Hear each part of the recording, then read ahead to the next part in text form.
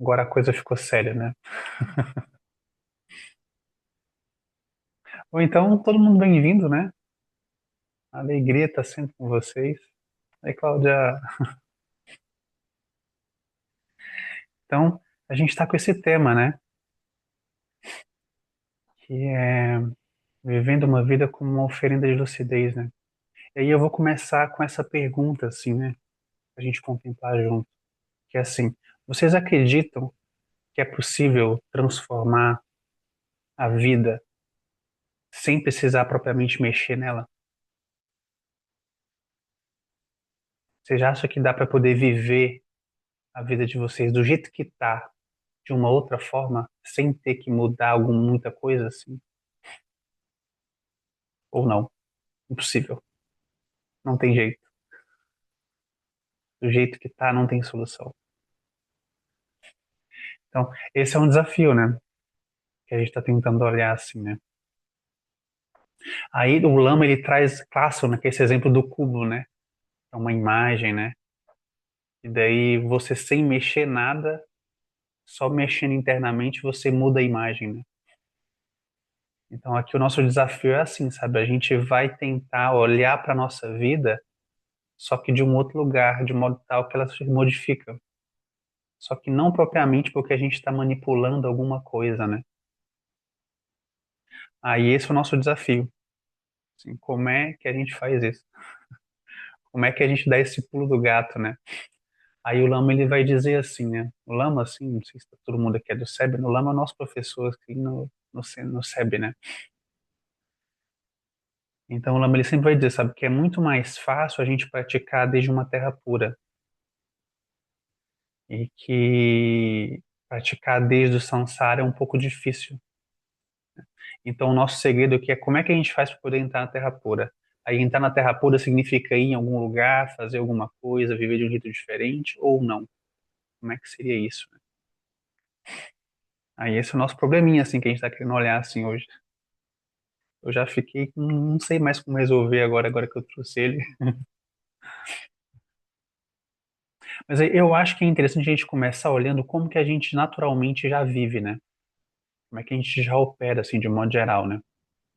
Aí a forma como a gente opera, como a gente tem olhado nos nossos últimos encontros também, né? É assim, a gente se sente um ser dentro de um mundo pronto e que nós temos coisas que nós devemos fazer. E não tem como ser diferente. Essa é a realidade, assim, a realidade está fora, pronta, eu só obedeço, eu sou quem eu sou minhas habilidades, eu sou as minhas emoções, eu sou o que eu penso, eu sou o meu corpo, e é isso, assim. Aí, quando a gente está operando desse jeito, né, que é o que a gente vai chamar de ignorância, né, ou seja, nós não estamos reconhecendo aquelas três qualidades que a gente tem falado, né, Om, Mahum, né, o espaço livre, a capacidade criativa e a mente lúcida autoconsciente, que é capaz de penetrar os referenciais. A gente não está vendo isso. Então, o que a gente vê é o mundo pronto à nossa volta e nós ali dentro encaixotados tendo que fazer coisas, sabe? Aí, quando a gente está vivendo assim, então a gente vai viver dentro daquilo que a gente vai chamar de as quatro montanhas, ou as quatro fronteiras da existência, né?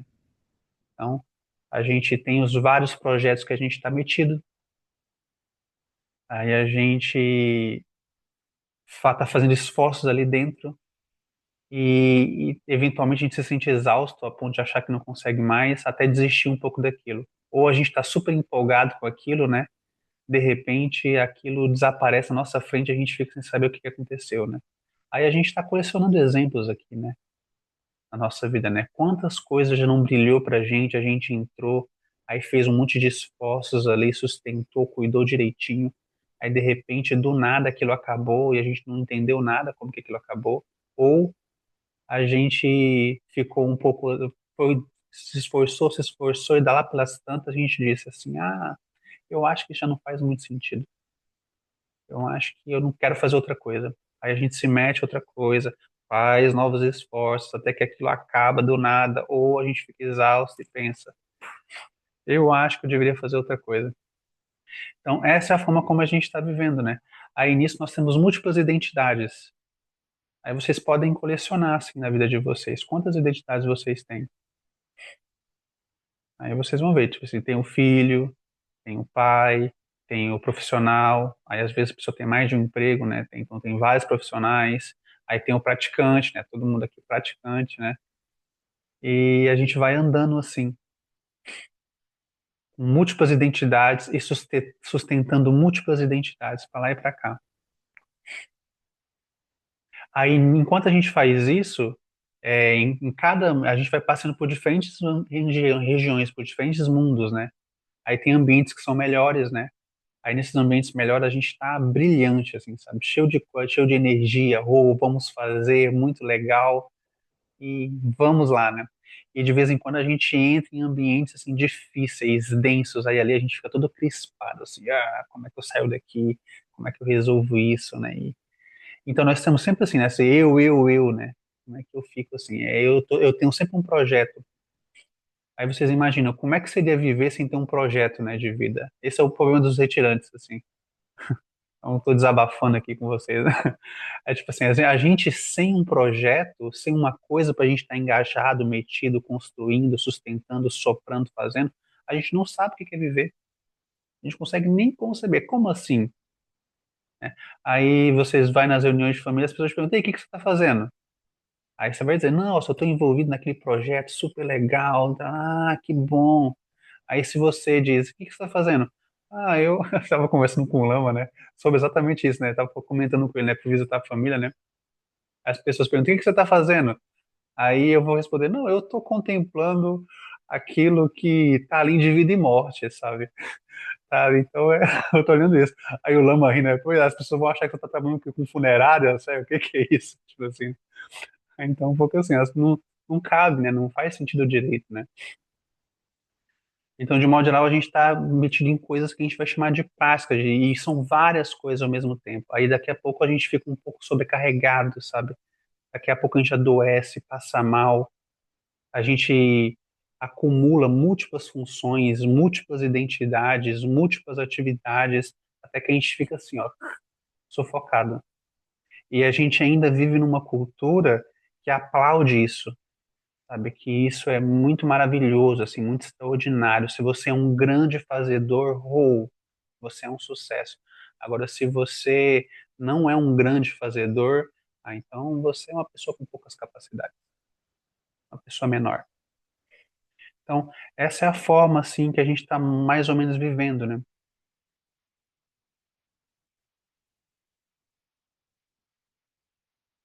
Aí, assim, aí eu vou convidar vocês a olhar assim, né? Tipo assim, quantas identidades vocês estão operando? Quantos mundos vocês passeiam? Quantos projetos vocês estão metidos, né? E como é que vocês se sentem ali dentro?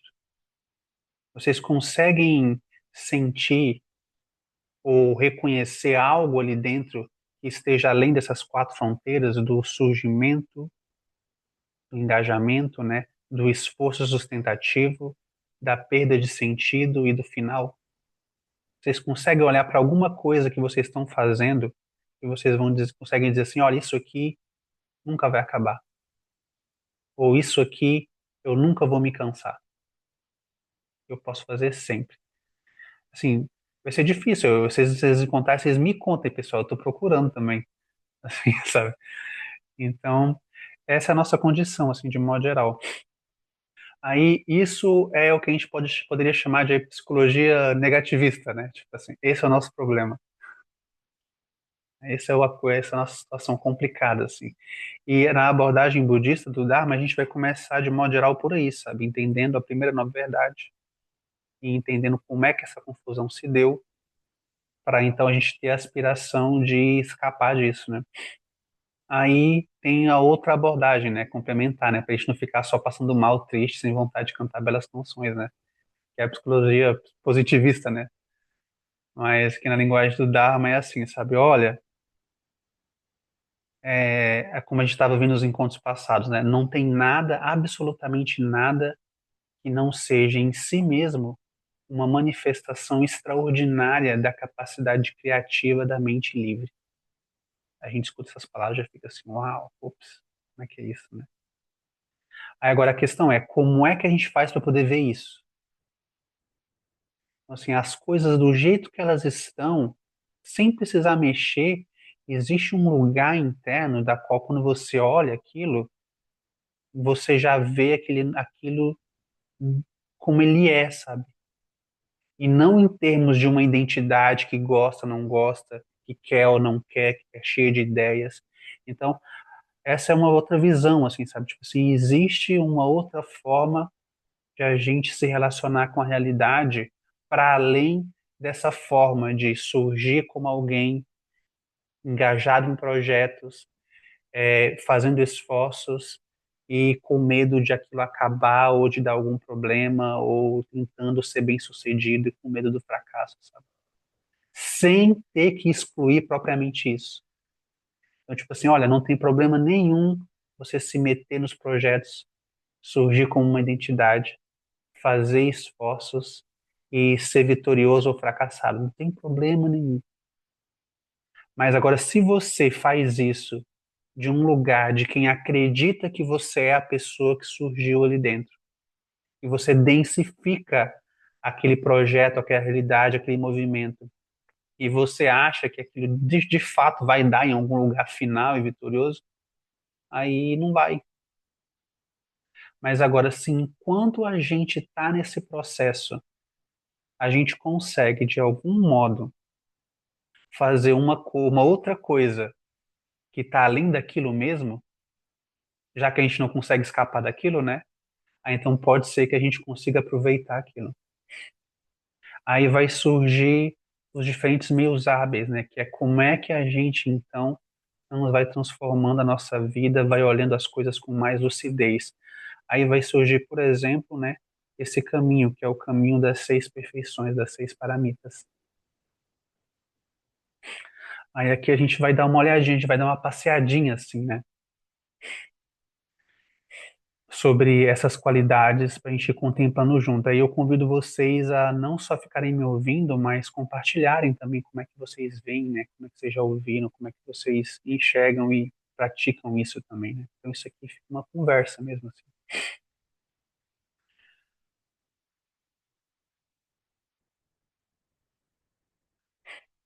Mas para a gente ter alguma coisa assim para a gente seguir olhando, deixa eu achar um,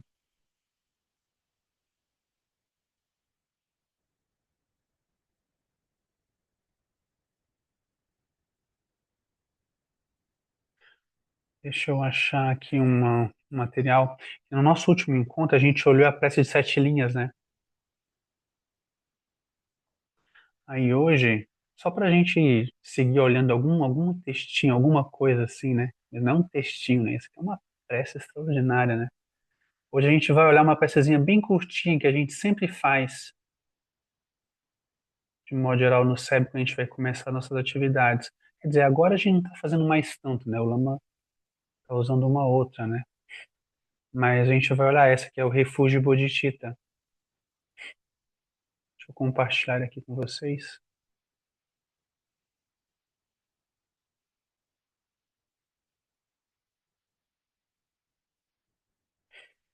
Vocês estão vendo aí? Sim. Ou então, ela tem essa prece que ela começa assim, né? No Buda, no Dharma e na excelente Assembleia da Sangha, até que alcance a iluminação, neles eu tomo refúgio. Aí aqui, né, a gente já começa a olhar outras coisas assim, né? Que é mais ou menos assim. Então, o que que seria, né, o Buda, o Dharma e a Sangha, né? Aí a gente pode voltar de novo, assim, sabe? Para esses ensinamentos que está além de vida e morte, que está além dos projetos, que está além das quatro montanhas, das quatro fronteiras, né? Porque o Buda é a completa lucidez, sabe? O Buda é aquela clareza sobre a natureza da realidade, que é inseparável do espaço livre, inseparável da capacidade criativa, e ele em si próprio é a própria lucidez, que penetra todos os referenciais, entende, clarifica tudo. Então, esse é o Buda. Então, a gente está aqui sentando embaixo da árvore do Buda, né? Como a gente está falando, a árvore da intenção iluminada. Então a gente está aqui, ó, no Buda. Então de repente a gente é como se a gente estivesse vivendo as nossas vidas assim, fazendo as coisas. De repente a gente parasse, e olhasse para o céu assim. Essa é uma analogia, né? Então de repente a gente está olhando aquilo que é muito mais amplo. Então no Buda, o Buda é essa visão, essa clareza que está além de toda a confusão, que está além das quatro montanhas.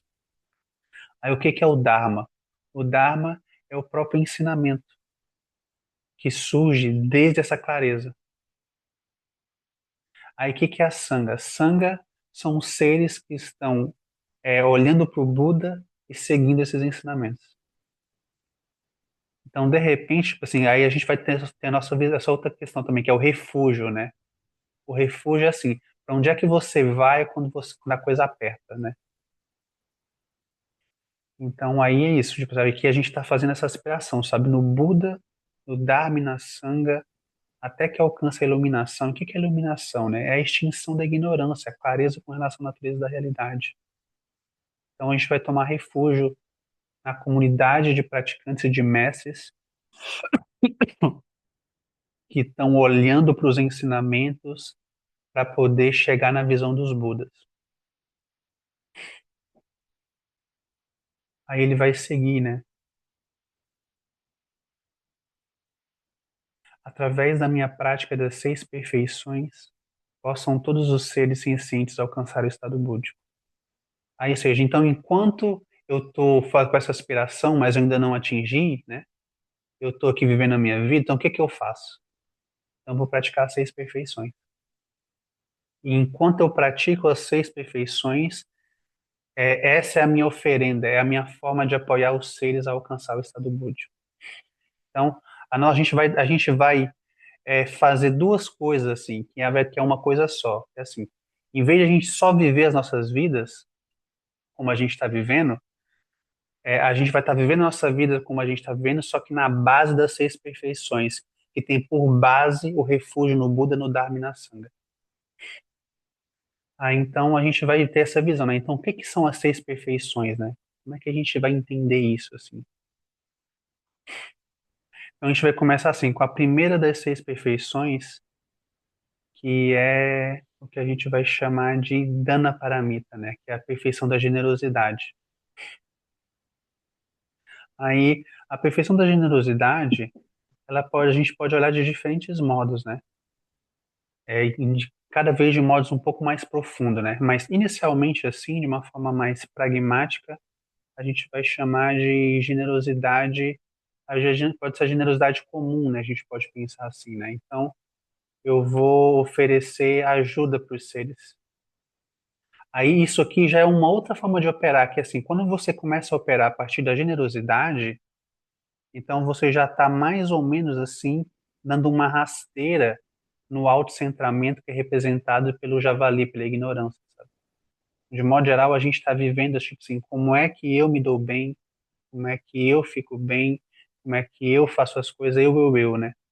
Aí quando a gente começa a adotar essa visão de generosidade, então de repente já não é mais sobre mim, propriamente. É sobre algo que está além de mim. Então quando a gente toma refúgio no Buda, no Dharma e na Sangha, então a gente já está olhando um pouco para isso, para aquilo que está além de mim. Então a gente pode começar assim, sabe? É, a gente pode tentar cultivar essa visão comum, assim, de como é que eu posso ser mais generoso com as pessoas, seja apoiando elas, seja ouvindo elas, seja de algum jeito beneficiando elas, assim. Então, como é que eu posso fazer isso? Mas aí tem um verso, um poema, né, que eu vi uma vez que eu achei muito maravilhoso, que ele diz assim, sabe? Existe uma sutil diferença entre dar a mão e acorrentar uma alma. Sabe? Então, tem isso, assim, aquilo é tipo assim, quando tu ajuda, é como se tu amarrasse a pessoa a um tipo de gratidão por você, sabe? A um tipo de como se ela ficasse de algum modo te devendo, porque você ajudou ela, sabe? Aí aqui nessa prática, que é a perfeição da generosidade, a gente não vai estar olhando assim. A gente é como aquela fala de Jesus Cristo, sabe? Não deixa a tua mão direita ver o que a tua esquerda oferece. Então, tipo assim, a gente dá, oferece, apoia e aquilo é uma oferenda mesmo. Porque senão não é uma oferenda, né? Aquilo é uma venda, né? A gente dá uma coisa para poder receber outra coisa em troca, né? Então, essa é uma forma de a gente olhar assim. Então, essa é uma forma assim básica, né? Assim, como é que eu vou viver a minha vida de uma forma mais elevada? Eu vou tentar operar a partir de um referencial de generosidade, em vez de um autocentramento. Mas aí tem um outro olhar que eu acho um tanto interessante, assim, sabe? A gente vai encontrar no Sutra do Diamante.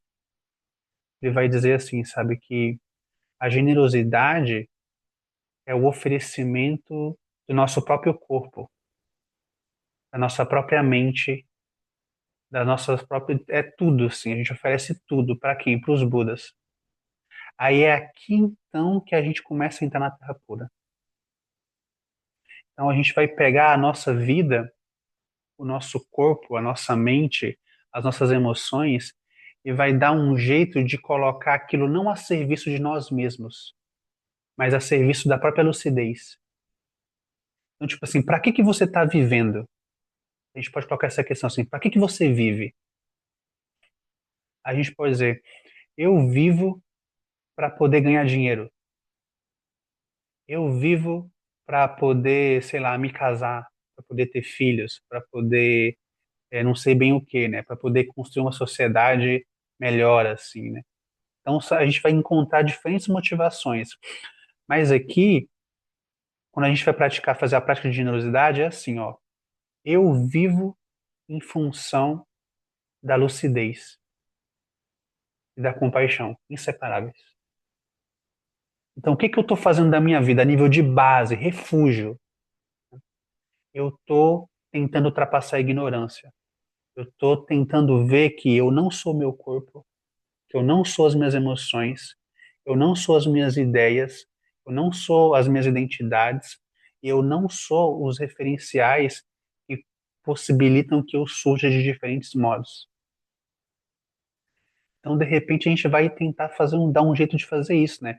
Aí tem essas diferentes histórias tradicionais do budismo, né? Que é todas as vezes que um aluno vai atrás de um mestre, ele chega e tem que fazer uma oferenda, né? Vai fazer uma oferenda. Aí qual que é a maior oferenda que a gente pode fazer? É nós mesmos, né?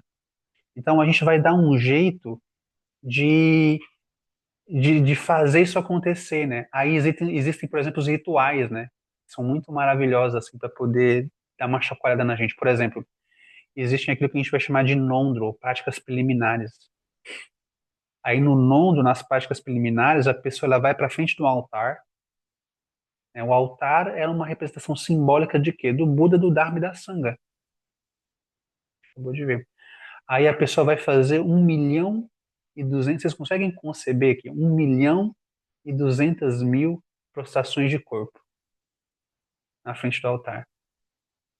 Então aquilo é uma oferenda de corpo. Depois que a pessoa fez 1.200.000 prostrações de corpo, olhando de frente para o altar, alguma coisa mudou, assim, sabe? Porque para ela poder fazer isso, não é sobre o que ela fez, né? É assim, para poder fazer isso, teve que vir uma energia muito poderosa, assim, para poder fazer aquilo acontecer, senão não tem condição nenhuma. Primeiro que aquilo é um absurdo, né?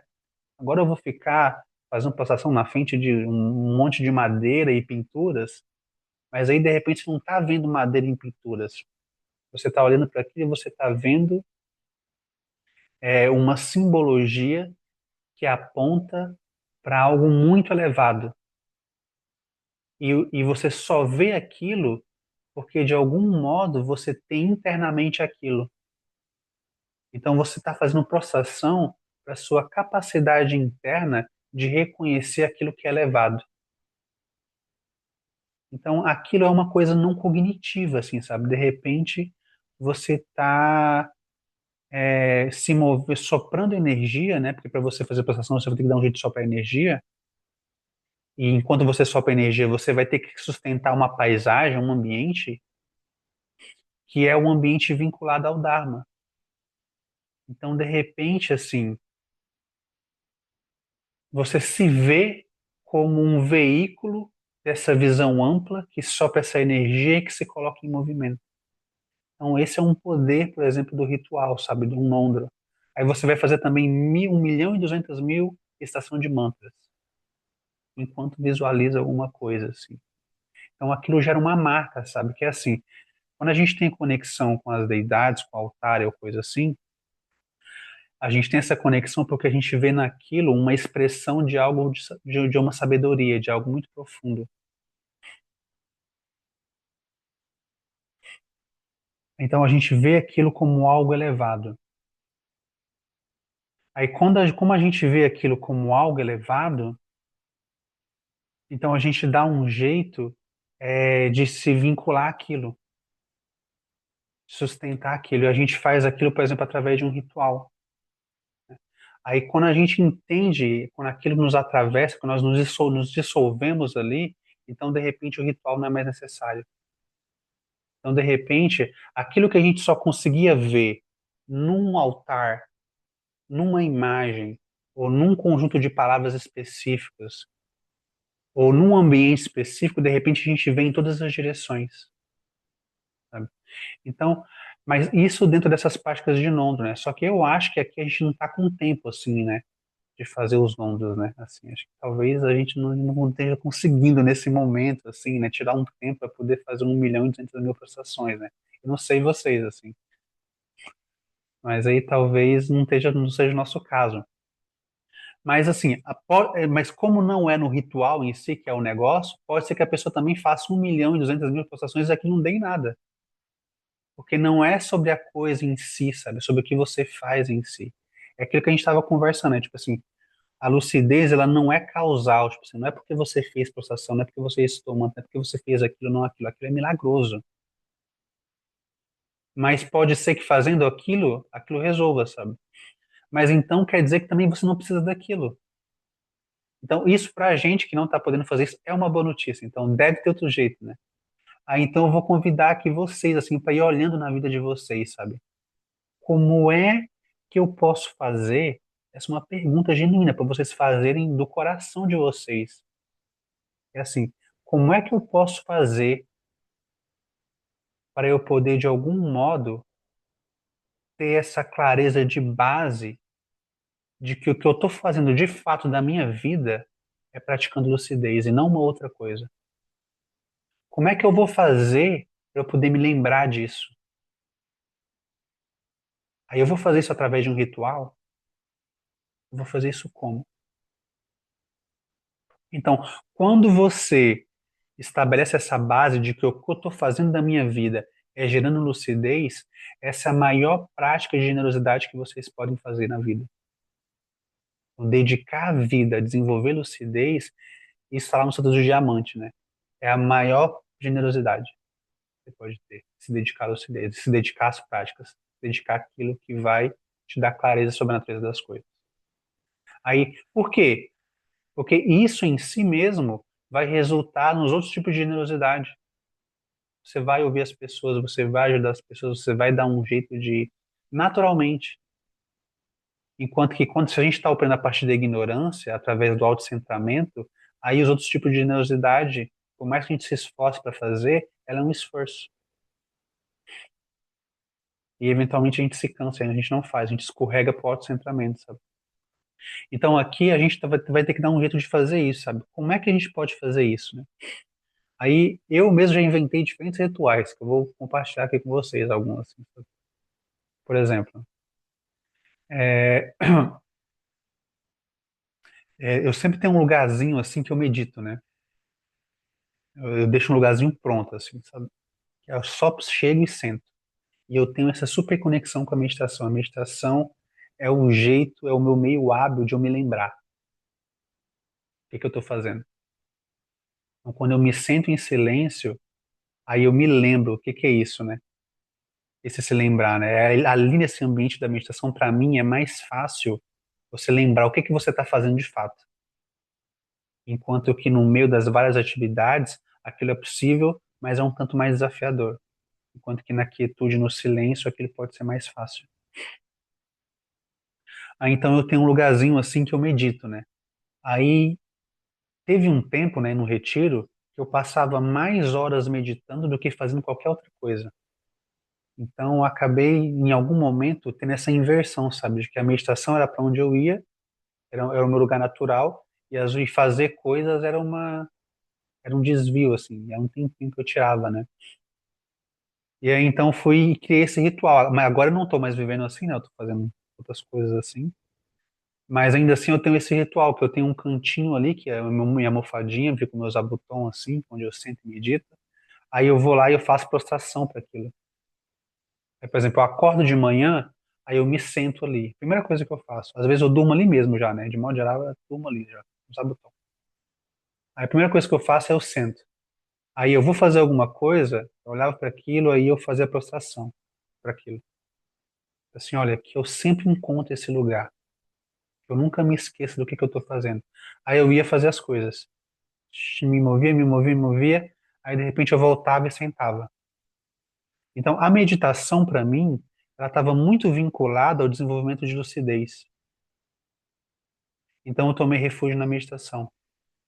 Mas por quê? Porque eu associava meditação à lucidez. Mas então eu achava eu via que a lucidez vinha botada da meditação, né? Então eu tomava refúgio na meditação, que era uma forma indireta de tomar refúgio na lucidez. Aqui a gente está tentando tomar refúgio na lucidez, tomar refúgio no Buda, no Dharma, na Sangha. Aí vocês podem encontrar, assim, sabe? O que que eu associo à lucidez que eu posso fazer como ritual que me lembra que eu estou tentando tomar refúgio na lucidez. Aí vocês podem desenvolver rituais, assim, estratégias, por exemplo. Tem uma praticante que eu tenho conversado, na verdade, vários praticantes que eu tenho conversado que eu tenho dado essa sugestão, né? Que a pessoa, que é assim, a pessoa ela vai identificando os diferentes ciclos da vida dela, os macrociclos, por exemplo. De manhã, ela acorda, aí tem um ciclo matinal de após imediatamente acordar, né? Eu não sei, cada um tem a sua rotina. Você acorda, vai no banheiro, escova os dentes, aí prepara o café da manhã, come, aquele é um microciclo, assim. Aí, de repente, você termina aquele ciclo, você tem um ciclo seguinte, que é, não sei, eu vou para academia, né? Fazer alguma coisa, uma atividade física, etc, etc. Aí termina aquilo, aí você volta para casa, toma banho, se arruma, aí você vai o quê? Vai para a faculdade, ou vai trabalhar, né? Ou já foi trabalhar logo depois do café da manhã. Então, vocês vão identificando cada ciclo de vocês, onde é que eles começam, onde é que eles terminam. Vocês vão ver que aquilo é um mundinho, é um micromundo dentro do mundo da vida de vocês. Aí qual que é uma sugestão assim? Entre cada ciclo, vocês respirem um pouco, vocês parem um pouco assim, sabe? Vocês recitem um pouco de mantra, o que der assim. Por exemplo, se vocês conseguirem tirar 5 minutinhos, oh, maravilha. Mas se não der, se o tempo estiver muito apertado, então vocês param um pouquinho rapidinho e façam assim 3 respirações profundas ou uma respiração profunda que você estiver muito apertado, né?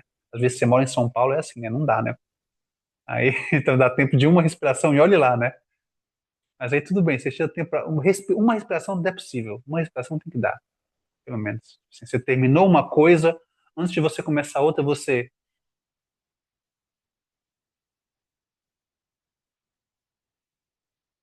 aí vocês associam, por exemplo, esse momento de respiração profunda é assim, olha, eu entrei num fluxo de originação dependente aqui. Agora eu estou saindo dele, na iminência de entrar em outro. Mas antes de eu entrar no outro direto, eu lembro o que que eu estou fazendo. Aí o que que eu estou fazendo é assim, olha, que eu possa reconhecer isso como uma manifestação da mente livre, que eu não me confunda com as diferentes emoções que eu tenho, sabe? Que eu possa relaxar nas atividades que eu tenho que fazer sem tensionar, sem criar confusão. E se eu criar confusão, que eu consiga também, de algum jeito, botar isso no altar dos Budas. Porque a confusão também é uma manifestação da mente livre. Então, é isso, tipo assim, se você estiver lá no meio de fazendo uma atrocidade, tipo assim, brigando com alguém, assim, ah, você não fez isso, e você é um incompetente, não sei o que lá. Se você lembrar Em algum momento, assim, de ver, se ver de um outro lugar, assim, sabe? Olha só eu raivoso, olha só eu cheio de ideias tortas. No mínimo, tu vai desenvolver uma risadinha interna, tipo assim, haha, olha eu aqui me confundindo com alguma coisa, completamente engajado, acreditando total nisso, e olha como é denso, olha como é verdadeiro, olha como o teto é sólido acima da minha cabeça, como eu não consigo ver o céu. Então, quando a gente vê isso, então a gente não está só vivendo aquilo que a gente está vivendo, né? A gente não está só passando mal, a gente não está só correndo atrás de um monte de coisa. A gente está fazendo isso, mas a gente está também olhando como é que aquilo opera, como é que aquilo funciona, como é que aquilo se dá. Aí quando a gente está não só fazendo as coisas, mas também vendo como é que elas se sustentam, como é que elas surgem, como é que elas desaparecem, a gente está praticando lucidez. E praticar lucidez é a nossa oferta de generosidade. Então, aí de repente, assim, a nossa vida é a nossa oferenda. Por quê? Porque eu não estou só vivendo a minha vida, eu estou praticando lucidez, eu estou usando a minha vida do jeito que ela está para poder fazer uma outra coisa, que é desenvolver lucidez. Então a gente volta aqui para aquela questão inicial, né? Como é que a gente transforma a nossa vida sem modificar ela, né? É assim. A gente não vai só viver e passar os perrengues de graça. A gente vai desenvolver esse olhar assim que vai entendendo como é que aquilo surgiu, como é que eu me sinto sufocado naquilo e como é que aquilo se dissolve. E para isso, a gente vai se lembrar, assim, em pequenas doses homeopáticas, né? Então, você terminou um ciclo, respira. Assim, olha, aqui terminou um fluxo, aqui terminou um ciclo, e aqui vai começar um próximo. Cria um pouquinho de espaço para poder absorver, para poder deixar seu corpo, fala e mente decantar um pouco, para tu conseguir entrar com mais clareza no próximo. Aí tu entra, tu vai, faz aquilo.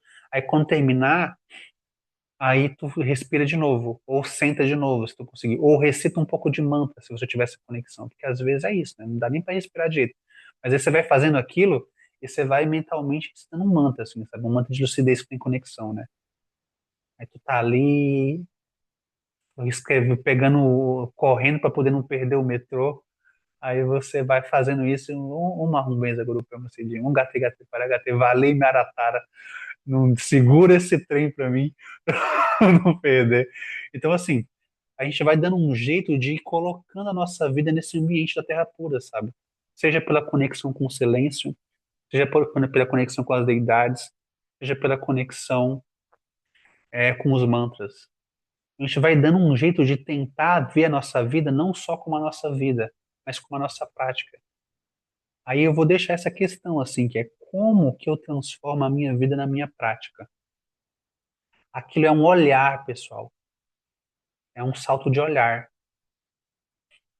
E como é que eu faço esse salto de olhar? Aí vocês podem dar um jeito de ritualizar isso, que é o que aqui eu estou propondo uma coisa, né? Existem muitas, né? Mas aí nessa proposta de você ir respirando ou meditando ou recitando um mantra de um ciclo para outro, vocês vão se lembrando, sabe? Aí quando você passar de um ciclo para outro assim, é, e vocês não veem, aí em algum momento vocês vão se dar conta. Tipo assim, uau, olha só, eu fui direto assim, atropelado, brrr, não vi nada, mas em algum momento vocês viram. Aí vocês olham para trás, retrospectivamente, assim, veja como é que foi que eu me esqueci, como é que foi que eu fui cooptado, como é que foi. E quando eu digo, eu faço essas perguntas, como é que foi, ela não é para você se fazer de uma forma cognitiva, né? A ponto de você dar uma resposta do tipo assim, olha, é porque aconteceu isso, né? Então depois aquilo, aí eu me senti. Não é para vocês responderem cognitivamente, é para vocês verem, olharem assim internamente, sabe? Como é que você vê assim, sem usar palavras? Não é assim, sabe? Então a gente vai ter que dar um jeito de desenvolver isso. Aí esse ver, entender, sem propriamente usar palavras, é um exercício de sabedoria, assim. Então, aqui, o que é a nossa prática de generosidade? Aí tem lá nas práticas, né? meu corpo, minha riqueza e meus prazeres, né? Então, tudo isso é oferenda as vastas nuvens de Samantabhadra, né? Tem as práticas, né? Quem tem familiaridade. Então, aí vocês vão ver, tipo assim, olha, então eu dormir é uma oferenda que eu vou botar no altar dos Budas. Eu acordar é uma oferenda. Eu preparar o meu café da manhã é uma oferenda. É eu pegar o veículo e ir para algum lugar é uma oferenda. Eu ir para aquele rolê que eu estou esperando há meses, assim, aquilo também é uma oferenda. Aconteceu alguma tragédia, aquilo é uma oferenda. Então a gente vai ter que fazer um jeito de fazer isso, sabe? De pegar a circunstância que surgiu de nós e ver aquilo como oferenda. Como que você transforma aquilo em uma oferenda? É contemplando aquilo e não ver aquilo como um fim em si mesmo. É colocar, é desenvolver o olhar que está além da causalidade, sabe? Então, aí isso não interfere em nada a gente viver como a gente está vivendo. Então, a gente segue vivendo, faz o que está fazendo. Só que agora a gente cultiva esse ambiente mais amplo que está além daquilo. Não sei se está fazendo sentido para vocês, assim.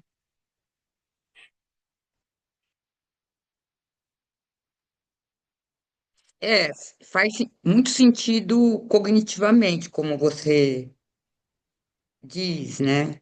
Uhum. Agora, na prática, é um pouco desafiador, né, Eliane? É, na prática, eu acho que só algumas dessas coisas, né, abrem muitos portais, né? Uhum. Eu estava conversando com um praticante, né, que ele estava tentando fazer isso, sabe? Ele é um praticante assim super dedicado, sabe? Ele está organizando a vida dele para poder se dedicar assim, integralmente ao Dharma, assim, fazer retiro e enfim. Então, aquilo é muito importante. Ele tem essa conexão assim, né? Mas ele foi tentar, aí eu fui perguntar para ele, e aí, funcionou? Aí ele, bah, não deu. Eu não lembrei, aquilo não foi nem um caso. A gente ficou olhando assim, não é extraordinário como? Aí, de novo, aqui a gente já vai fazer isso que eu tô falando, né? Que é transformar a vida sem mexer em nada, mesmo quando você não dá conta. Daí a gente conversando, falando assim, olha, como, você veja, como que é possível que aquilo, que é a coisa mais importante da sua vida, de repente, não é nem mais o caso. Você nem, sabe, nem te ocorre. Como que isso é possível? Aí quando você faz essa pergunta, de repente você tem que ativar o olhar, né? Que é assim, como, né? Aí você vai seguindo. Então, tipo assim, a gente vai tentando de transformar mesmo as nossas confusões, mesmo as nossas incompreensões. E como é que a gente transforma? É com esse olhar que olha assim, é curioso, sabe? Interessado, tentando ver. Porque, por exemplo, algumas experiências que às vezes eu tenho meditando, Uhum, que foi acontecendo ao longo do tempo, né? Então, às vezes tem um momento que, agora, falando bem como se você.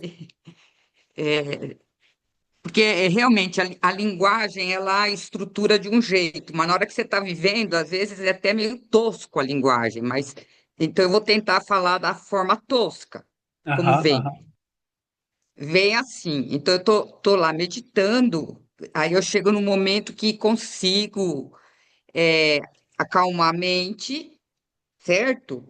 uhum, E ver que quando ela se acalmou, que o fluxo diminuiu, certo? Então uhum, aí eu falo, bom, agora é o momento certo de olhar a própria consciência ali, né? uhum, Como que ela está trabalhando.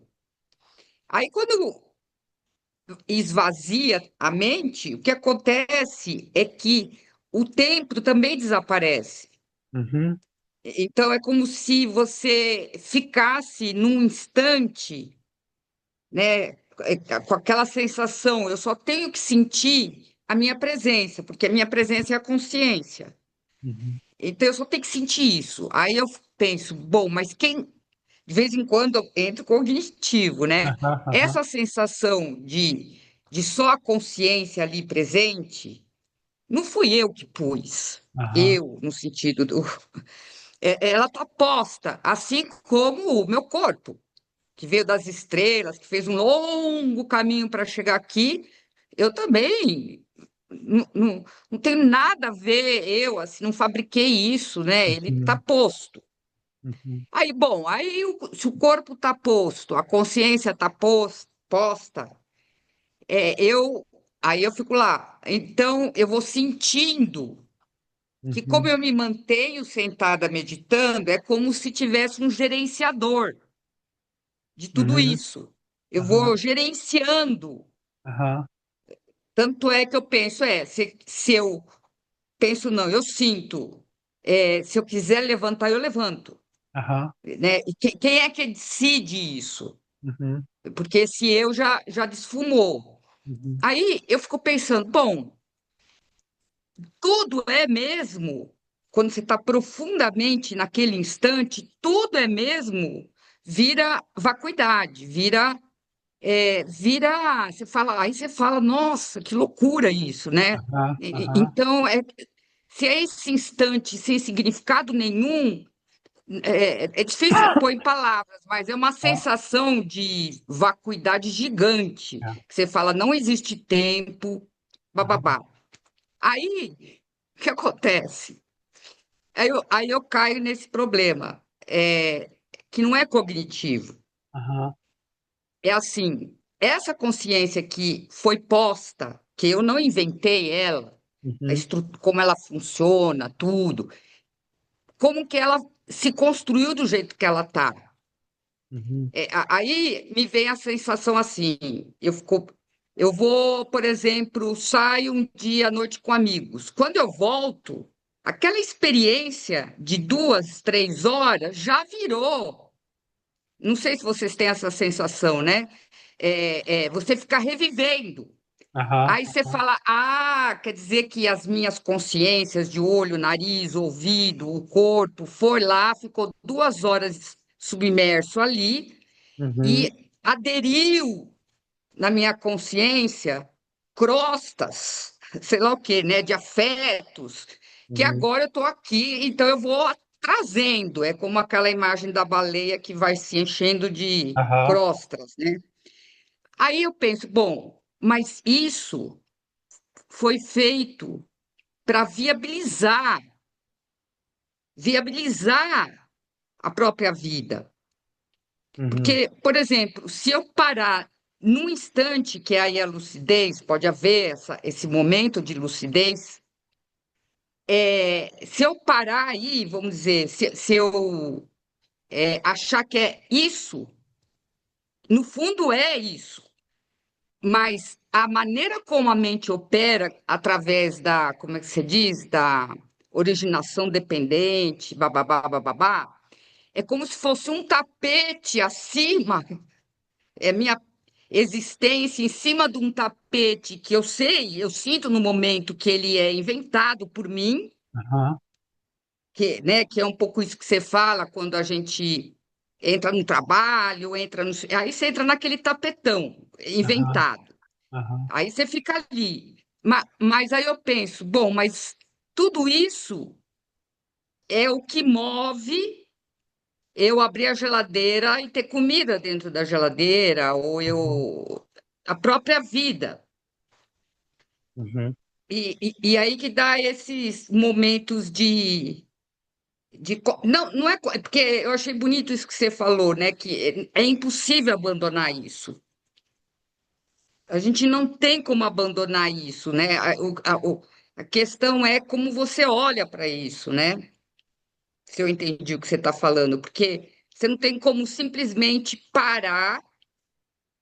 Porque, É porque olha, eu assim, até penso nos monges que se dedicam uhum, só à prática, o mesmo Buda que mendicava, ele precisa do samsara de alguma forma para alimentá-lo. uhum, Isso eu penso muito. Os uhum, monges que vivem das doações, as doações vêm de onde? Vêm do samsara que opera, né? Se eu consigo, por exemplo, pagar, se eu consigo doar alguma coisa, isso vem uhum. do meu samsara. Mas eu te pergunto, tipo assim, quem que é primeiro, tipo assim, o Sansara ou a própria compaixão dos Budas? Quem que repousa sobre quem? Eu posso dizer assim, sabe, que isso vem do Sansara, que esse apoio todo vem do Sansara, e tá bem, tá certo. Só que eu vou te dizer também, de perguntar, onde é que o Sansara tá?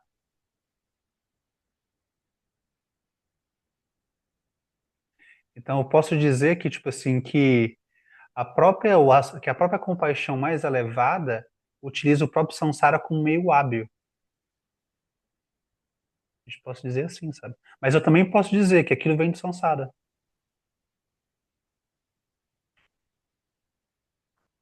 E tem uma outra coisa também que comentou que eu vou comentar, que é assim também, tipo assim, que é impossível a gente abandonar isso, sabe?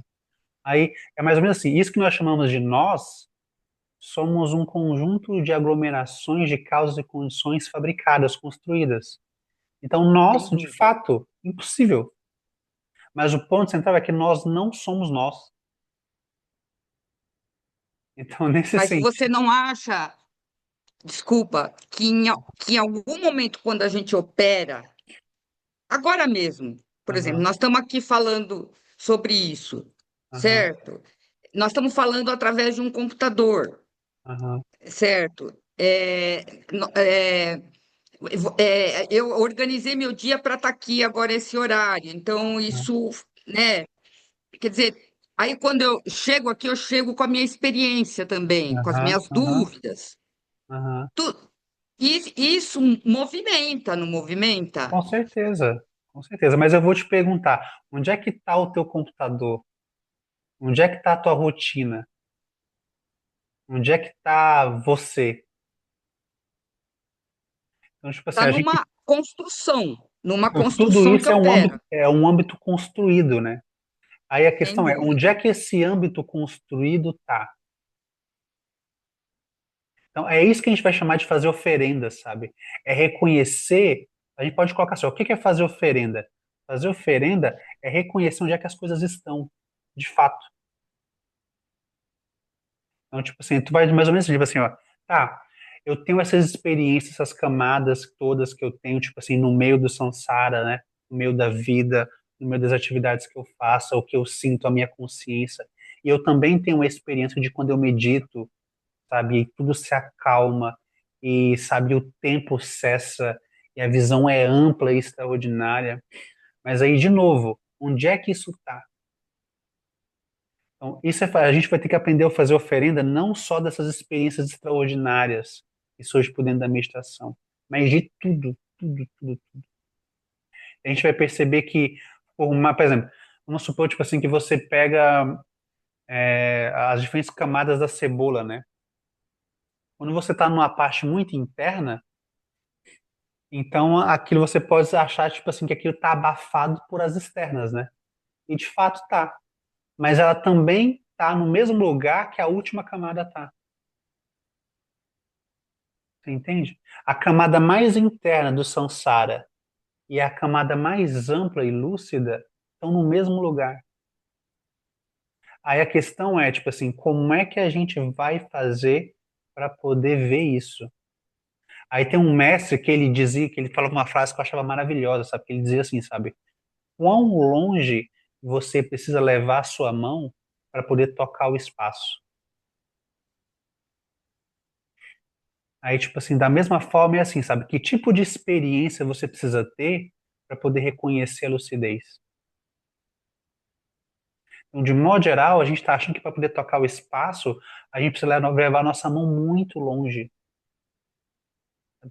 Mas se a gente tem um pouco mais de clareza, a gente pode ver que a gente precisa nem mexer a mão, porque ela já está, sabe? Cheio de espaço. É. Então, esse é o nosso desafio. Tipo assim, tem experiências que a gente consegue associar à lucidez. Então, a gente vai tentar sempre se lembrar dessas experiências e retornar para ela, para poder nela gerar familiaridade com a lucidez. Mas a gente não pode esquecer que o nosso ponto é tomar refúgio na lucidez e não nas experiências que nos lembram dela. Por exemplo, a meditação é uma configuração que nela nós nos lembramos da lucidez. Mas a meditação não é lucidez. Mas ela é tocada pela lucidez, sabe? Então, tipo assim, então o que a gente vai fazer? A gente vai dar um jeito de. Aí surge o caminho, sabe? Eu crio rituais, eu crio coisas para eu poder tomar refúgio na lucidez, para eu poder me lembrar da lucidez. Mas aí, de repente, eu vou ter que abandonar aquilo para poder tomar de refúgio na lucidez de fato. É por isso que o Lama vai dizer, sabe? Se tudo der certo, você não vira budista. E o que que o budismo? O budismo ele surge para poder você lembrar da lucidez. Uma vez que a lucidez está presente, chega de budismo, não precisa mais. Deu. Agora, se você fica ali, tipo assim, não, lucidez é budismo. Se você não é budista, então você não tem lucidez. Aí, pronto. O budismo é uma coisa muito específica, muito particular. Agora, a lucidez ela é muito ampla. Aí esse é o nosso. Mas aí, o que que a gente acontece? A gente vê, associa a lucidez ao budismo. A gente associa a lucidez aos mestres. A gente associa a lucidez ao Dharma, né? Aos ensinamentos, à nossa prática. Aí então o que a gente faz? A gente segue perto dos mestres, a gente segue ouvindo os ensinamentos, a gente segue fazendo prática. Porque enquanto a gente faz isso, a gente vai se lembrando da lucidez, tomando refúgio na lucidez. À medida que a gente vai tomando refúgio na lucidez, então cada vez vai cabendo mais coisa até que de repente não tem nada fora. Aí vocês vão encontrar os Mahasiddhas, né? Os Mahasiddhas é isso. Tipo assim, tem um exemplo maravilhoso, tipo assim, de o Gampopa, né? Vai encontrar o Milarepa, né? O Gampopa é um monge, né? Aí ele chega lá no Milarepa, né? E faz um monte de oferendas, né? Que é tradicional, né? Se faz oferendas para os mestres, né? Que é uma simbologia, né, disso que a gente está falando, né? A gente está fazendo oferendas. Porque, por exemplo, quando tu dá algo precioso, algo de valor, o que que é aquilo? Aquilo que a gente atribui valor, como dinheiro, recursos, coisas valorosas, é tipo assim, aquilo representa a nossa própria vida, nosso tempo, a nossa energia. Então, quando a gente dá aquilo, a gente está oferecendo o nosso tempo, nossa energia.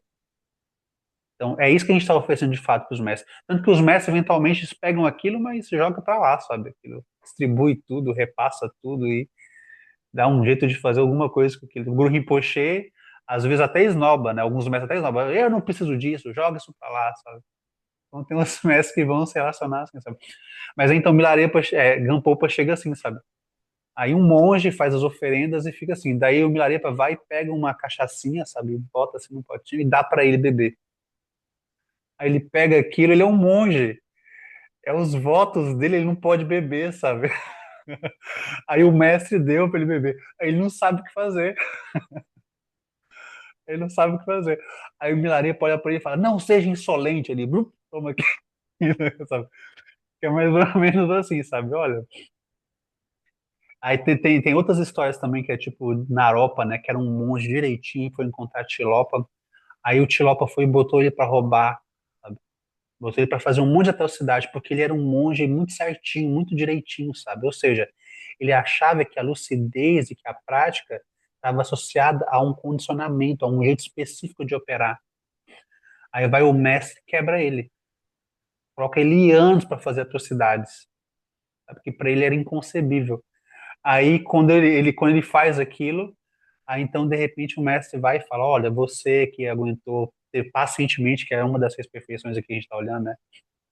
Pacientemente você suportou tudo, você colocou de lado mesmo a moralidade em prol da lucidez. Porque a gente está com esse problema, tipo assim, se aquilo que é imoral não cabe da lucidez, onde é que a gente vai jogar a imoralidade? A gente vai colocar aquilo aonde? Então, por que que eu estou comentando isso? Eu estou nesse sentido, sabe, de que a gente é melhor andar de forma ética, é melhor cuidar das coisas, é melhor fazer prática, é melhor fazer aquilo que nos lembra da lucidez. Mas a gente tem que entender que aquilo é um veículo e não um resultado, o que a gente está fazendo. Aquilo é um método e não o ponto central, sabe? Aí esse é o nosso desafio, sabe? A gente vai tomando refúgio naquilo que é condicionado de tabela, né? A gente vai tomando refúgio na lucidez de tabela com aquilo que é condicionado, que nos lembra da lucidez.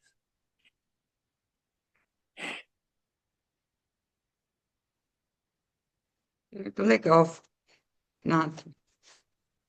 Aí é isso, tipo assim, aí tu vai lembrando, tipo assim, quando tu estiver lá meditando, aí tu lembra, faz lá a oferenda de mandala, né? Tipo assim, essa aqui, do jeito que surge, esse não eu oferece para lucidez essa experiência. Aí quando você estiver lá no meio das festas, naquele dançando e todo pulsante assim, aí você lembra também, olha, isso aqui eu boto no altar dos Budas também. Cabe ou não cabe? Dá uma desafiada assim, sabe? Serve ou não serve? Como é que é? Aí quando você tiver assim, expressando qualidade, sabe? Você se vê calma, serena, lúcida, compassiva, amorosa, sabe? Centrada, paciente. Aí você olha para aquilo tudo e oferece assim, coloca no altar dos Budas. É quando você estiver aflita, angustiada, raivosa, sabe? Aí tu bota aqui no altar dos Budas também. A gente não desperdiça nada. Sabe? Aí assim a gente vai transformando a nossa vida, a nossa prática e a nossa prática no nosso oferecimento de generosidade. Então, a nossa oferenda é a nossa vida. E aqui parece que eu falei só de uma, né? Mas eu falei de todas, que não tem como você falar de uma sem falar de todas. E, por exemplo, a gente vai dizer, a nossa vida é a nossa oferenda, né? Essa é a prática de generosidade. Só que a gente tem enquanto a gente está fazendo isso, a gente está fazendo isso porque a gente tem um compromisso com a lucidez. Esse compromisso que a gente tem com a lucidez é a prática de moralidade, de ética, de conduta adequada. Então a gente tem nosso compromisso.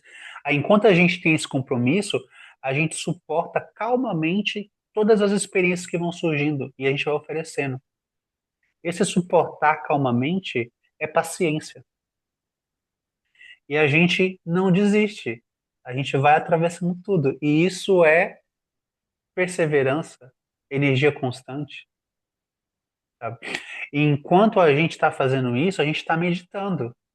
Meditando o quê? Não como uma coisa formal especificamente, né? Apesar de também ser.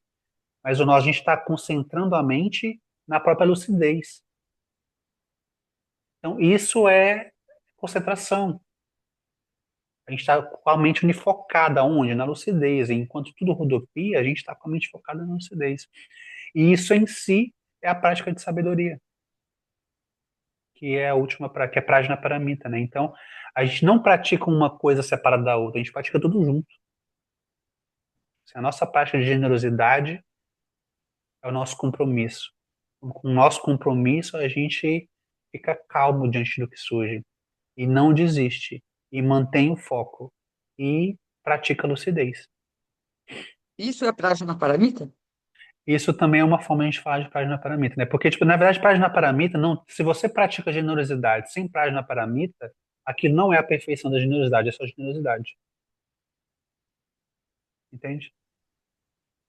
Se você não entende a natureza das coisas, a natureza de quem você a natureza do outro, a natureza de quem você é a natureza do que é oferecido, então você está praticando, você está oferecendo como alguém que oferece alguém para outro alguma coisa. Então isso é generosidade Sim. comum. Agora, se você entende que a natureza sua, do outro, do que é oferecido, então você entende página paramita. Então você consegue praticar a perfeição da generosidade e não só da generosidade. É a mesma coisa. Se você pratica moralidade ou conduta, né? É você lá, não mata, não rouba, não tem conduta sexual imprópria, não mente, não se intoxica. Se você faz isso sem entender a natureza da realidade, a natureza do que você faz, então você pratica só moralidade comum. Mas se você entende página paramita. Então você pratica a perfeição da moralidade. Ah, que E você, bacana isso. e você sabe também que não tem como você ser perfeito, porque o samsara é complexo. Então, em algum momento, você vai ter que escorregar nos códigos de conduta que você estabeleceu, porque é assim. Mas ainda assim você não escorrega, por quê? Porque você tem o compromisso com a lucidez, com a página paramita. Então, tu não quebra os teus votos, tu não quebra o teu voto mais amplo, mesmo que tu tenha que quebrar o teu voto condicionado. Aí a mesma coisa, tipo assim, tu pratica paciência como um herói que suporta todas as coisas, então tu tá praticando paciência comum. Mas se tu entende que não tem você que não tem sofrimento e que não tem suportação, assim, então tu entende Prajnaparamita. Então tu pratica a perfeição da paciência e não só paciência. E assim você vai passeando por cada uma das 6 perfeições, sabe? Não tem como você praticar a perfeição de uma paramita, né? Sem o reconhecimento de Prajnaparamita. Então aquilo é tudo uma coisa junto, assim, né? É muito bacana essa explicação. Eu nunca tinha entendido assim, o Prajnaparamita. Mas aí eu acho que eu vou abrir um espaço. Eu acho que a Renata queria falar, né, Renata? Fica à vontade. Oi, consegue me ouvir? Sim. Ah, tá bom. Tudo bem, prazer, Renato. Eu estudo com a Karen ali no, não é no SEB, a gente é no Via Zen, que eles cederam o Ah, espaço, que né? legal. Aham. E a Karen sempre me falava de ti, me dizia, Cadê a entra Karen falando nisso, né? Acho que ela não veio. Não, não, tô brincando. Eu vou dar falta aqui pra ela depois. Daí, coloca lá no boletim. Mas então, Olha e aí, ó, aí ela, falando. Que... falando nela, meu Deus, Bah, a coisa é agora eu fiquei complexa, hein? preocupada. Eu, A hein? gente invocou a Karen.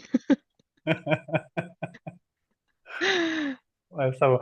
A gente tava aqui, tipo assim, O foi que que é que estavam falando de mim? instantaneamente, Karen. A gente Foi falou, na hora. só todo mundo de prova, tá na gravação depois. Você olha assim. A gente falou de você, você apareceu. É impressionante. Meu Deus, Muito estava com louco. visita aqui em casa. Eu falei, ó, preciso sair, eu tenho que ir lá pelo menos ver o final, né? Oi, Rê. Oi, Olá, não, Karen. Vou te eu dar ia Os fazer meia dois uma Rê, falta só. né? pergunta. Eu ia fazer uma pergunta e estava comentando, me apresentando, né, dizendo que eu estudava contigo. E aí na hora tu mas então, sobre o assunto que a gente, né, de hoje, eu vi até o da semana retrasada, eu acho, das preces das 7 linhas que a gente faz, foi bem legal de entender. E aí o assunto de hoje foi muito bacana, assim, porque foi algo que me trouxe para o budismo, na verdade. Porque eu Uhum, estava num momento da vida assim de qual é que é o propósito disso aqui? É trabalhar, pagar conta, arrumar casa, ver notícia ruim, ver guerra, ver. É isso aqui? É só isso? Sabe? Eu uhum, vou viver, sei uhum, lá, o resto da minha vida só para isso? uhum, E aí eu pesquei, eu sempre gostei muito do budismo, assim, mas nunca tinha, sabe, agora eu vou estudar, nunca tinha feito isso que eu estou fazendo agora. E aí, na época que eu estava com esses pensamentos, eu vi um vídeo do Sadhguru, e aí pesquisei algumas coisas, assim, apareceu um vídeo dele. Não sei se ele é budista, não sei, mas ele fala sobre coisas assim, e ele tinha um vídeo. Qual é o propósito da vida? Cliquei correndo, né? Daí ele, não tem, é só viver. É sempre uma E se eu frustração. te disser, e se eu te disser que não tem? E agora? O que que tu vai fazer? E aí aquilo ficou na minha cabeça, né? De realmente a gente fica procurando no meio, claro, né? Que nem, acho que é a Eliane, né? A Eliane comentou, mas a gente está aqui no Sansara, a gente tem que trabalhar, tem que pagar conta, tem que.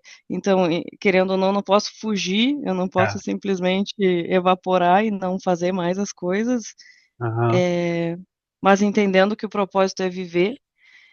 E eu consegui, assim, que nem tu estava falando, de achar um momento de encontrar a paz, assim, encontrar um momento de respirar, de fazer um mantra. Eu aham. gosto muito da Tara Verde, eu sempre paro ali para fazer, eu gostei muito do som, Ah, então eu maravilhoso. faço, sabe? E aí eu faço, assim, para tentar me desconectar e eu encontro esse momento de paz. Mas Aham, como eu sou iniciante ainda, eu sinto às vezes que eu não consigo apreciar esse momento de paz. Ele vem e vai muito rápido, uhum. porque eu acho que o meu cérebro entendeu muito bem durante a vida, sem nem estudar, ele entendeu muito bem a impermanência. E ele sabe que daqui a pouco vai vir alguma coisa ruim, alguma coisa que vai me frustrar, que vai trazer raiva. Claro que tudo isso é da mente humana, né? Da mente primitiva ainda. Mas eu queria tirar essa dúvida de chega um momento que a gente consegue entender, que a gente pode ficar nesse momento, a gente pode apreciar, sabe? É com a meditação, é com os mantras, tipo, como é que foi pra ti, assim, entender que, tá, eu posso apreciar esse momento que tá tudo bem, Até durante a vida, assim, às vezes, tá tudo bem, paguei as contas, não deu nenhum problema, não teve nenhuma urgência, ninguém tá brigando, a família tá tudo. Daqui a pouco vem uma bomba. Aham. Então, eu acho que é tentar entender, assim, como é que tu conseguiu chegar, assim, ou se consegue, né, ter algum jeito de apreciar esse momento de paz, sabe? É porque tem isso, né? A gente fica contemplando muito esse negócio de impermanência, daí a gente não consegue nem aproveitar as migalhas de sossego que a Exatamente, gente tem, né? Aí fica difícil, né? exatamente, Aí, assim, aí tão ponto você fica bem, você já começa a falar, vixe, isso daqui vai dar ruim agora, deixa eu já me preparar, porque, né, exatamente. tá E eu sinto isso certo que até vai. quando eu consigo, assim, tô meditando, tô fazendo mantra, e eu encontro aquele estado assim, nossa, que estado Uhum. bom que eu cheguei. Daí ih, Eu acho daqui que, a assim, pouco vai que... passar. é, não, eu acho que, por exemplo, a gente pode... Eu já tenho essa história, né, de um praticante, né, que ele tinha uma visão um tanto assim, né? Aí o mestre disse para ele assim, olha, provavelmente em vidas passadas você praticou muita meditação e aí você Uhum, desenvolveu muito apego à meditação e à paz. Só que tu percebeu que uhum, aquilo não dava em nada. uhum, E aí então, como antídoto para tu gerou essa marca kármica de não se uhum. vincular à paz e à quietude, porque você sabe que você pode se prender ali, se amarrar. E aí tipo assim, É, aí então de repente aquilo pode ser que isso surja assim um pouco pra gente, né? A gente uhum, aspira por quietude, mas a gente entende a natureza da realidade, a gente sabe que aquilo não vai durar, então a gente já uhum, se prepara porque aquilo não vai durar, né? Mas aí, o que que acontece? A gente pode ser que a gente fique tenso, né? Então a gente vai pro outro extremo. Não, então, tipo, só que agora a gente tá num extremo que é assim, sabe? Antes a gente tava num extremo, tipo assim, de que, não, tudo é maravilhoso, eu posso ficar aqui. Aí não ficou. Aí agora é uhum, como se a gente corresse pro extremo de, não, tudo é horrível, e qualquer brechazinha que dá é porque eu me confundi, e aquilo vai desabar. Também não é assim, sabe? Acho que o ponto central não é a gente voltar a ficar tranquilo no sossego e curtir o sossego, que tá bem, a gente pode curtir. uhum. Mas ainda assim, se a gente voltar a apreciar isso, só isso não é o suficiente, porque aquilo vai oscilar, inevitavelmente. Sim. Agora, a paz mesmo, ela vai surgir, tipo, assim, a perfeição da paz, né? Que é paz ou paciência, né? Tem essas duas tradições, né? As duas traduções, né? Paz ou paciência. A paz mesmo, a perfeição da paz, ela vai surgir assim no sentido de que, olha, ela vai surgir um pouco com a equanimidade, né? A gente vai dizer, sabe, olha, se a coisa tá bem, maravilha. Ou, e se a coisa tá ruim, maravilha. Vamos fluindo, tipo, assim. Aí tem várias histórias, né? Uma história muito boa, né? Eu gosto de lembrar, assim, eu já contei, acho que aqui algumas vezes, né? É de um pai, né? Que tem um filho, né? Que tem uns cavalos, né? Daí um cavalo foge, né? Aí vem os vizinhos e fala: Nossa, que horrível, seu cavalo fugiu. Ele fala: É, assim. Aí daqui a pouco o cavalo volta, um monte de amigos cavalos selvagens, né? Aí todo mundo fala: Uau, que maravilha, olha que incrível. Ele fala: É assim. Aí daí o filho vai domar os cavalos selvagens, aí ele sofre um acidente, quebra a perna, se machuca, fica um pouco inválido, assim, sabe? A pessoa vai dizer: Nossa, que tragédia, que horrível. Ele fala: É assim. Aí estoura uma guerra na região e recruta todos os jovens, mas o filho dele que estava com esse probleminha não foi. Aí todo mundo fala, nossa, que incrível, que maravilha, né? Ele fala, é assim. Então a gente vai desenvolvendo essa mente, assim, sabe? De que, olha, as coisas são. Elas não são nem boas nem ruins. Elas são. E a gente atravessa, assim, com essa mente calma, assim. Porque a gente está fazendo sempre a mesma coisa, que é o quê? Praticando lucidez. Então a cara daquilo que surge não é o caso. Tem uma prece que eu acho lindíssima que tem no livro tibetano dos mortos, que é assim, sabe? Enquanto eu vagueio por essa cidade ilusória, que eu possa reconhecer os pacíficos e irados como manifestação da minha própria natureza. Então, aí os pacíficos e irados é assim, sabe? São as aparências positivas, são os pacíficos. As iradas são as aparências negativas. Aí são todas deidades, tanto as pacíficas quanto as iradas, que eu reconheço como manifestação da minha própria natureza. Eu quem? Eu, a mente livre, que é igual às deidades, sabe? Então, a gente vai desenvolvendo esse olhar, assim, sabe? Isso é que é essa tranquilidade verdadeira. Não é a tranquilidade de quem relaxa quando tá tudo bem. Não, a gente relaxa quando tá tudo bem e quando tiver que chorar, a gente chora. Calmo. É mais um estado de aceitação do que querer estar no estado de felicidade, no caso.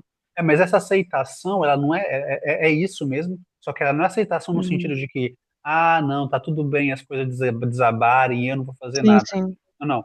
É uma sensação de, não, as coisas Uhum. desabou, deixa eu ir lá parar, arrumar, se for o caso, Uhum. eu vou fazer, errou, e Sem eu sei. desespero, no caso. É uma aceitação, não no sentido, deixa tudo desabar e tá tudo certo, não tem problema nenhum. Tudo bem, Entendi. sabe? Mas ela pode ser também uma aceitação no sentido de, não, eu vou fazer o que tem que fazer, vou sustentar, vou cuidar, mas o que eu estou Uhum. fazendo mesmo é uma oferenda de lucidez. Uhum. Entendi. Renato, eu não sei, desculpa, viu? Eu não sei se eu estou falando muito. Não, fica à vontade. Não, Renato é você. Renata é a Renata, você é o Renato. Não, então, por exemplo, quando a gente fala dessa moral que nos guia, essa moral junto com Prajna. para, Prajnaparamita, que é a perfeição da moral e não aquela moral bababá. Aí, mas existe uma ética, né? Às vezes o próprio Existe. Lama fala, melhor você não matar, porque a energia fica mais em paz do que, enfim, você fazer Aham. muitos inimigos. Mas, por exemplo, aí quando você fala isso da equanimidade, né? Uhum. Se tá bom, é uma maravilha. Se tá ruim, é uma maravilha. Aí você pensa, sei lá, na guerra em Gaza, Uhum. naquele sofrimento atroz. Uhum. Eu já vi gente no budismo dizer que eles nasceram lá porque é uma questão do Do karma, não sei o karma, né? quê. Eles merecem, né? É, Aquilo, né? Bah, aquilo é meio é horrível. horrível. Mas, enfim, mas tudo bem. Mas então você, como você falou, né? Resgatando o que a Renata falou. Então você está feliz. Aí você fala, nossa, que bom que eu estou feliz. Aí ligou a televisão, uma imagem de Gaza, daquelas horríveis. Uhum. Aí você pensa, que coisa horrível, né? Que coisa trágica. Uhum. É, quando você fala, tudo é maravilhoso, tanto bom como ruim, você está falando do ponto de vista não da moral, certo? É que o maravilhoso, ele não é um maravilhoso, um maravilhamento com um aspecto condicionado da aparência. É um maravilhamento com a capacidade criativa da aparência, sabe? Tipo assim, por exemplo, eu posso ficar maravilhado, encantado, por exemplo, com, por exemplo, o amaravilhamento com aspecto condicionado nos leva ao horror também. Por exemplo, tipo assim, então se eu vejo uma coisa muito maravilhosa, eu fico, uau, que incrível, agora eu fico bem. Aí quando eu vejo uma coisa horrível, eu digo, nossa, que horrível, daí eu fico mal. Agora, esse maravilhoso, esse maravilhamento que eu estou falando, é no sentido assim, como é que as coisas surgem. Então, nesse sentido, eu estou sempre maravilhado. Tipo assim, olha, tive uma experiência incrível, aí eu vou dizer, que extraordinário, como é que isso surge, como é que isso condiciona a minha mente, como é que isso sopra uma energia em mim, como é que eu me engajo. Aí eu posso falar essas mesmas palavras aqui, tanto para uma coisa boa quanto para uma coisa ruim. Sabe? Então, se é a guerra, eu vou dizer que extraordinário, como é que isso surge, como é que isso coopta a minha mente, como é que isso produz uma energia, como é que aquilo ganha uma densidade, sabe? Como que aquilo deixa tudo cinza. Aí, se é uma coisa maravilhosa, tipo assim, ganhou uma viagem para Búzios no final do ano, ou aí você vai dizer que maravilhoso, olha só como é que isso surge com uma realidade encantadora, sabe? Que sopra uma energia em mim. E aí, de repente, aquilo fica muito incrível. E se alguém toma de mim, daí eu já passo mal agora já, né? Não, você já prometeu, agora tem que acontecer. Então, É a mesma, é esse tipo de maravilhamento, não sei se ficou claro. Maravilhoso a explicação. E muito importante, né? Porque senão a Uhum. gente pensa que é uma coisa contraditória, né? Aham. Entendi. Aí, assim, tipo assim, aí, por exemplo, nessa questão da moralidade, né? Aí tem a moralidade, tipo assim, no sentido causal, né? Por exemplo, o Buda ele vai trazer um código de conduta, que é tipo assim, as 10 ações não virtuosas, né? É melhor não fazer as 10 ações não virtuosas. Mas quando o Buda transmite o ensinamento das 10 ações não virtuosas, ele não está transmitindo um conjunto de regras, sabe, que você tem que seguir e não pode desobedecer. O que ele, na verdade, está te transmitindo é um olhar que olha para a realidade, entende a causalidade operativa e se move da melhor forma ali dentro. Então, esse é o ensinamento verdadeiro do Buda. Aí, essa causalidade e a melhor forma de se mover vai mudar com os contextos. Então, é por isso que não tem como estabelecer um código de conduta fixo para a gente seguir inquestionavelmente, tipo uma doutrina. Não tem como estabelecer uma doutrina, porque toda doutrina muda o contexto, ela vai dar problema. Vai ter contextos que. Aí você veja, o Buda já matou algumas vezes. O Buda, pensa. O Guru Rinpoche também. O Rinpoche não só matou, ele fez uma chacina geral, assim, sabe? Matou milhares de uma só vez, assim, sabe? Ah, mas como? Não pode matar? Mas tem uns contextos, assim, sabe? Mas aí, por exemplo, tu não faz aquilo como raiva, a partir da ignorância, sabe? Então, qual que é o ensinamento verdadeiro da moralidade? É manter lucidez. Se tu mantém lucidez, aí não importa o que tu faz.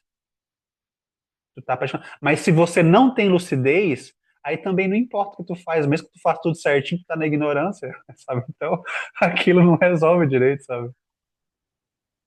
Essa é uma história que eu tava contando pro pessoal aqui, né? Você pega um brigadeiro e bota na frente dos retirantes aqui, né? Eu fiz esses dias, né?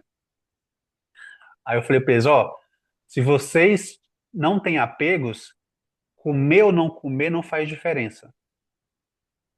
Agora, se vocês têm apegos, comer ou não comer também não faz diferença, vocês estão apegados. Então, tipo assim, a gente vai para essa questão, sabe? De novo, não é sobre o que você faz, é sobre de onde você faz. Então a moralidade ela vai surgir que a moralidade verdadeira é a lucidez. Qual que é o samaya último? É a lucidez. Como é que você quebra a samaya? Você perde a lucidez. Você perdeu a lucidez, mesmo que você faça tudo certinho, direitinho, está operando na ignorância. Então,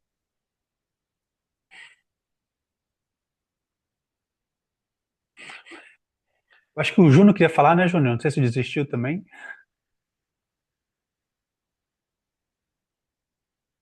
Deixa para depois.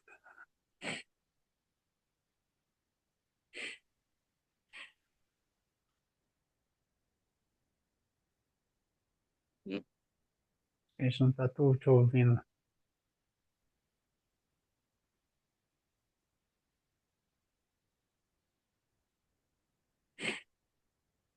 Bom, então.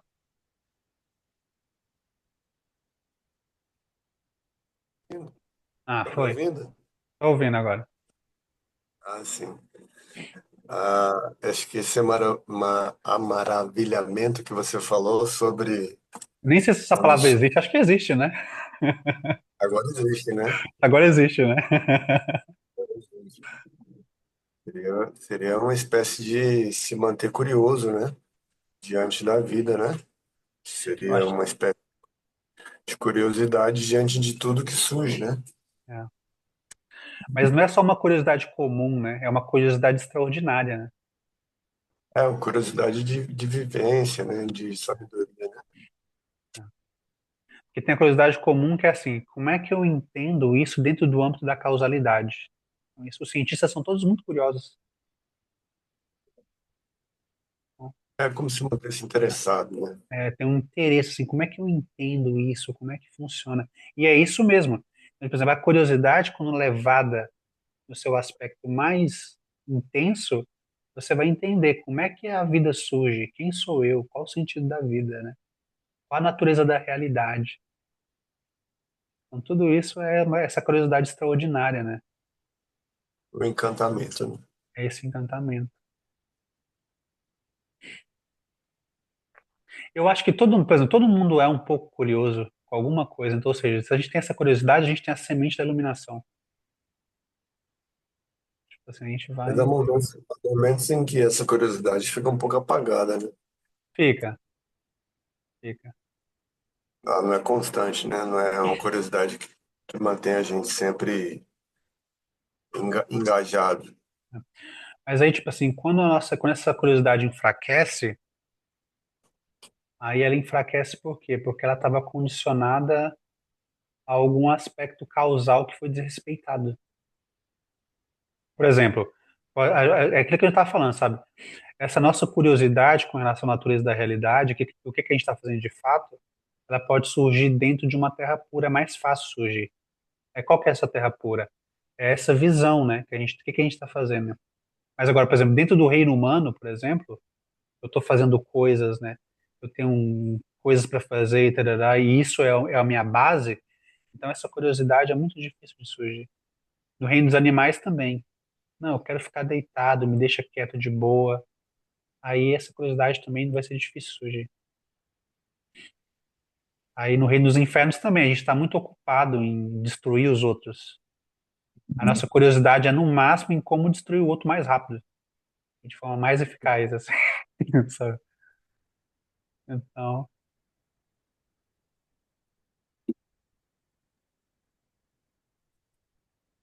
Renato, eu vou precisar sair. Queria agradecer imensamente você e o pessoal aqui e dizer que está sendo muito rico mesmo esses encontros. alegria, Helene. Acho que a gente já vai se despedir também. A gente vai fazer a indicação. Mas você sinta-se livre, assim. Tá bom, então, Renato. Obrigada, viu? Imagina.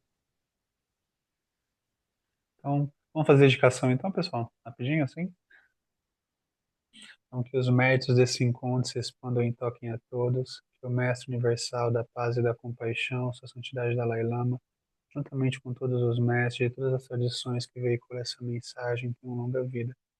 Todos estejam a salvo de gerar pensamentos negativos, obstáculo mais destrutivo.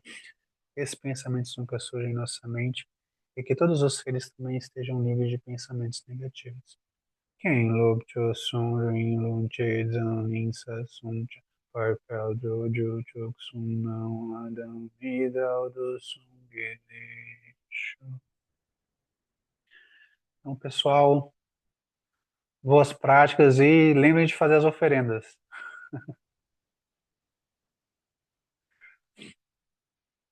Obrigada, viu? Muito bom. Imagina. Obrigado, Joana. Gratidão, Gratidão, Renato. Renata. Muito Boa noite, obrigada. Boa pessoal. noite a Obrigado, todos. Renata. Boa noite. A gente está com um Obrigada. show de Renatas e Renatos aqui, né? Agora que vai parar. Gente boa. Verdade. Tchau, tchau, boa Gratidão. Boa noite. noite a Tchau, todos. Tá, gratidão. Tchau. gente.